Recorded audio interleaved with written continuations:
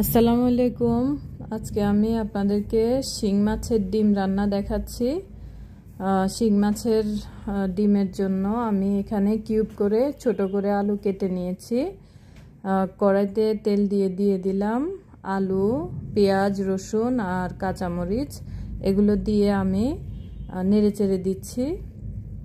2 minute নাড়ার পরে এখন দিয়ে দিচ্ছি হলুদ 1 চামচ দিয়ে আর একটু দিয়ে দিলাম লবণ, দিয়ে দিলাম 1 চামচ আর মরিচ দিয়ে দিব।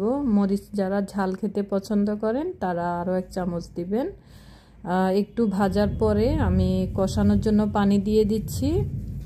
কষানো হয়ে গেলে তারপরে আমরা রান্না করব। এখন কষানোর পানি দিলাম, পানি বলক এসেছে। এখন আমি মাছের ডিমগুলো দিয়ে হালকা করে নেড়ে দিচ্ছি। জোরে নাড়ালে ভেঙে যাবে।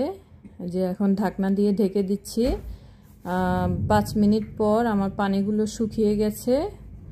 এখন আমি হালকা করে আবার নেড়ে চেড়ে দিচ্ছি। তারপরে আমি ঝোলের পানি দিয়ে দিব।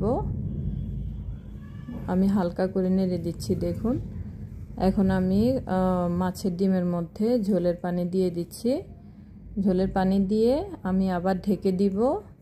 পানিগুলো পুরোপুরি শুকালে তারপরে আমাদের রান্নাটা হয়ে যাবে। এই যে দেখুন পানি শুকিয়ে গেছে, তাই আমি ধনেপাতা দিয়ে দিচ্ছি।